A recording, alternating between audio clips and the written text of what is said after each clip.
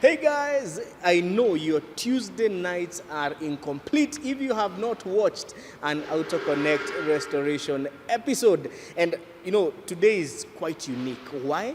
Because one of our avid viewers posed a challenge to us. You know the work that we have been doing on the Isuzu Trooper here at Donga Car Bakery, and he sat down and thought, I have a car that is sitting in my garage that needs some tender love and care after so many years. So let me tell you a little bit about this viewer of ours. He's a Range Rover purist, and he challenged us to bring back this Range Rover Classic to life.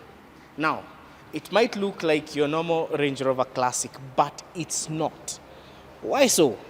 Well, I want to show you a few things about this vehicle, and we are going to start this episode by a walk around of this vehicle, and I'm going to tell you 1, 2, 3 things about this Range Rover over here. Najua kuna wase wanauliza, what about the Trooper? The Trooper is right there. We are on the home stretch to finishing it, and for the next 2 or 3 episodes, we are going to have head-to-head episodes of us finishing the Trooper. You see, vioo zimewekwa. We are just doing the interior finishings and all that. Then from there we are going to do some buffing, and then we are going to apply a PPF film on it and some sunblock tint. And while we are at matters tint, is chameleon tint illegal in Kenya? That's a discussion we are going to have on like a live session very soon with some legal experts. Now, kujeni niwaonyeshe. This is a Range Rover Classic.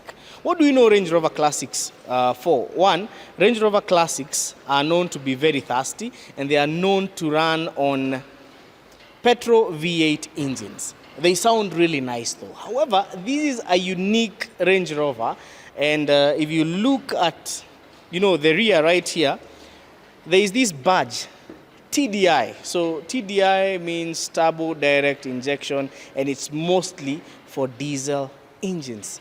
So I know you might be thinking that probably this guy thought of swapping a petrol V8 to a diesel engine. Well, let me blow your bubble. That was not the case. This was, actually it's still stock. It came in diesel. Not very many, we don't have very many original stock diesel Range Rover Classics in Kenya. Most of them are petrol.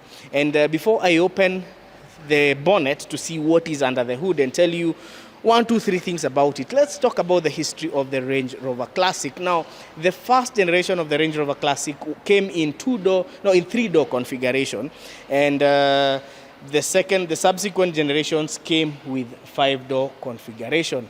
Between 1970 to 1978, the Range Rover Classic was produced by British Leyland. But from 1978 to around 1996, it was built by Land Rover Limited. Well,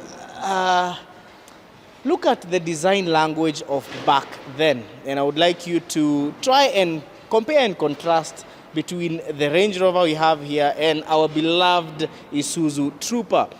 One thing you'll notice is that they are both very boxy. And there is an old saying for car enthusiasts, especially male car enthusiasts, that goes by, love cars with angles and ladies with curves.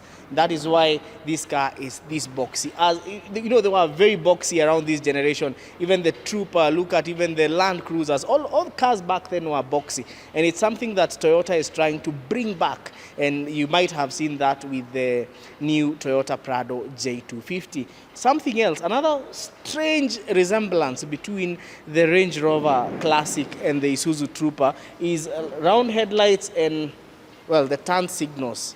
They almost resemble each other 100%. In fact, if it were not for the width, the Range Rover is a bit wider compared to our Trooper. Now let's talk more about what is under the hood, because this is my favorite part of each and every review. Now it's not that easy popping up the hood. Under the hood of this Range Rover Classic is a 200 TDI engine. It's a 4-cylinder, 2.5-liter power plant. Now, the 200 TDI came in different generations, but this particular one was in production from 1989 all the way to 1994. And within that period of time, there was the 11L, the 12L, the 13L, and the 14L. Then a little bit more about this engine. It's a turbo diesel. It runs on a Garrett turbocharger.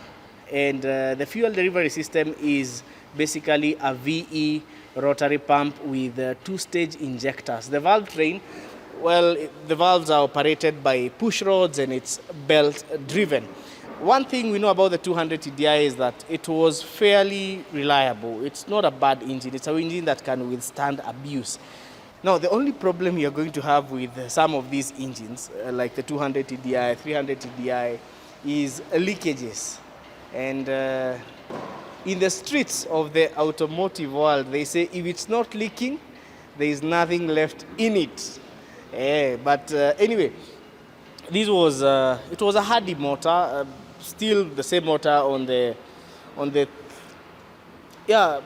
Actually, the 200 TDI and the 300 TDI, all of them, they had similar problems, even on the Defender. By the way, on our last episode where we got up close and candid with the FJ Cruiser that, not FJ, with the HJ Cruiser that PJ was building, he had something to talk about or to say about Land Rovers and Range Rovers. Andy, please play that clip for me. Land Rover or Land Cruiser? Land Rover is like... unfortunately, it's like Ford. What's the meaning of Ford? Forget or repair daily. Right. Land Rover, go for a trip. In between, you'll have to go under to adjust something. Has a lot of clunking. They messed up with the transfer box. Any 4x4 should be a vehicle that you engage the 4x4. Yes. Not full time.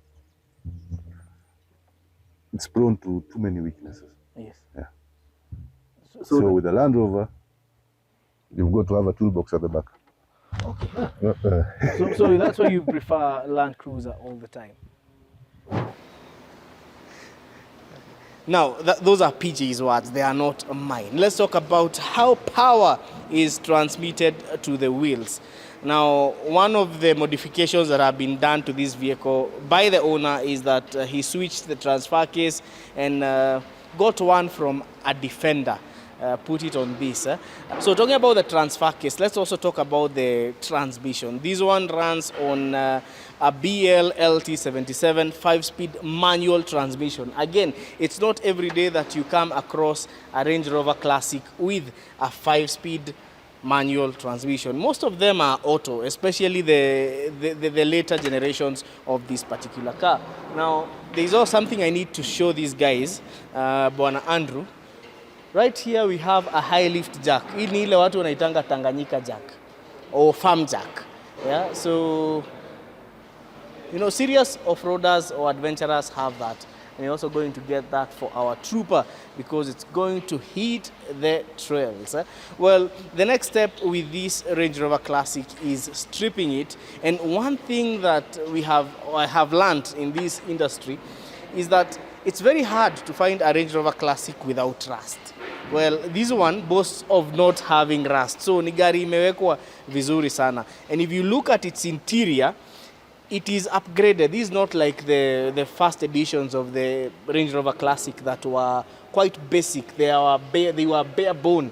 They were hardcore off-roaders. Now, this is when Range Rover or Land Rover started bringing in the aspects of comfort in their vehicles. And one thing I'm happy about, you see this black strip over here is the same black strip that we have on the Trooper. I think watu wengi off-roaders they love this, this black section of the vehicle. It was very comfortable and it came with electric seats.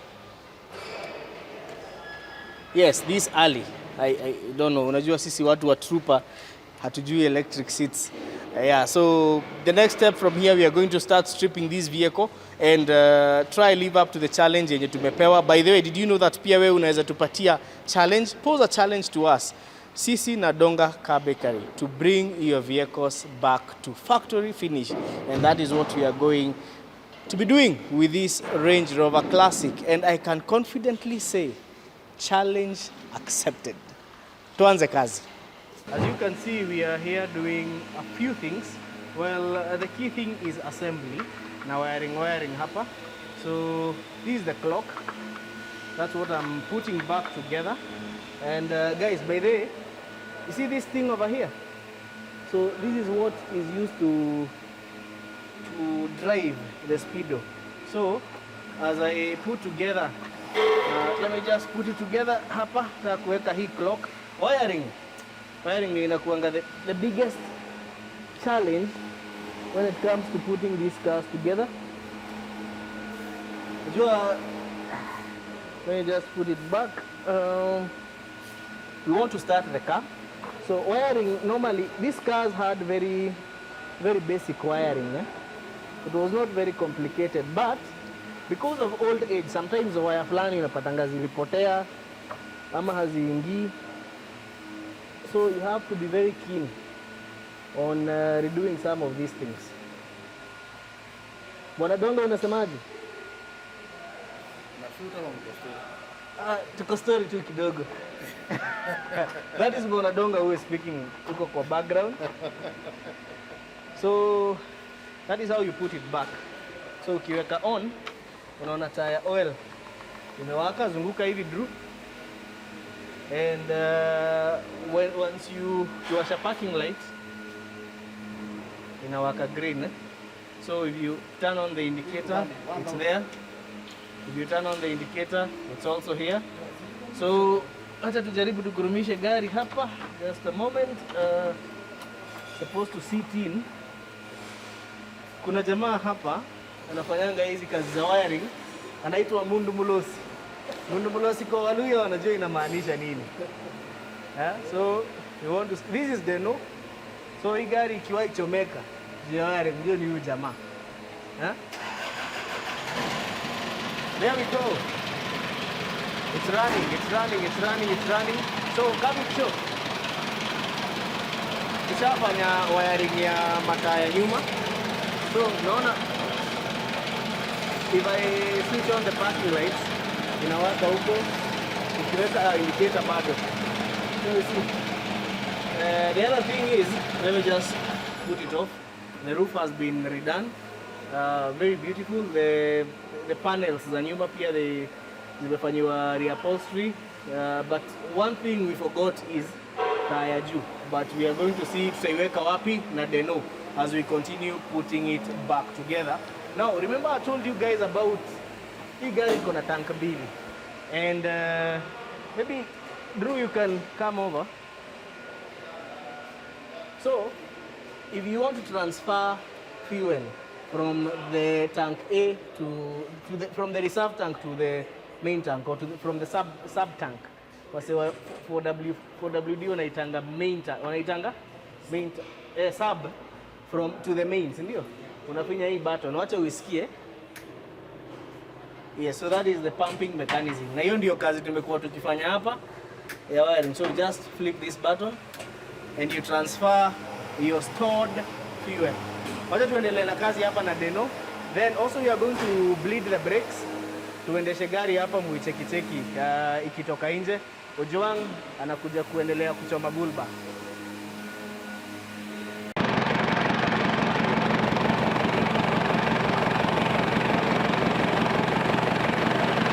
So we are running the vehicle without the intake. That's why it sounds a little bit rough. Deno pale anaweka wiper motor. So we are in the process of just assembling everything. Then we see if we can drive it around for a while. Tuone kama bado iko sawa.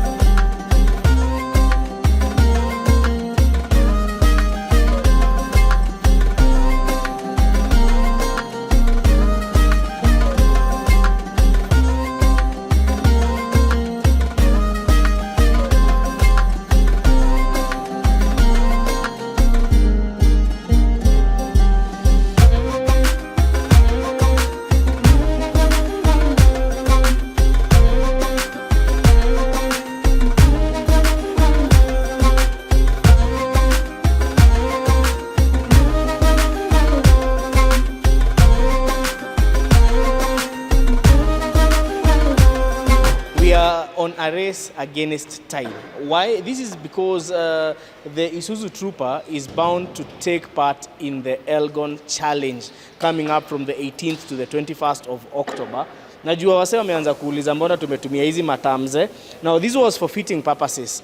Next week we are going to bring the new headlights, the new parking lights and even the tail lights. So we are really trying to get this car done before Elgon Challenge starts. Bwana Ojoang hapa atamalizia Bulba. Still he hasn't done that because we had to prioritize the finishing. So Suleiman and Dennis have been here. The vehicle is running, it's starting, but we'll need a few tweaks here and there before we can take it for the Elgon Challenge. But guess what? Before tuende Mount Elgon, test drive hii gari itakuwa kupanda Mount Kenya to Lake Ellis. So we are finishing it up. Then as we finish it up, we are starting a new project. Now remember, I told you this is a challenge that was posed to us by one of our avid viewers. So this is also a project that I know you guys want to see. Are we going to live up to our promise? Hii gari itarudi factory finish. We are going to do some exciting things on it. And you know, this is not as major as the Trooper project because it's a very well kept SUV. Sawa sawa. So I hope this has been an insightful episode. Stay tuned for next Tuesday as we now head over to kuweka hii gari PPF. And I think those will be some of the minor things. Also the interior works will be in progress on this car, so at least you will have seen how the progress has been. But first road trip tunaenda nayo Lake Ellis, alafu after Lake Ellis for the test drive tuende nayo Mount Elgon and see how she's going to perform against other modern SUVs. I've been your host Eric Wakabi, Eric with a CK. Remember, you can follow me at a personal level, Eric Wakabi, on Facebook, X, Instagram and TikTok as well.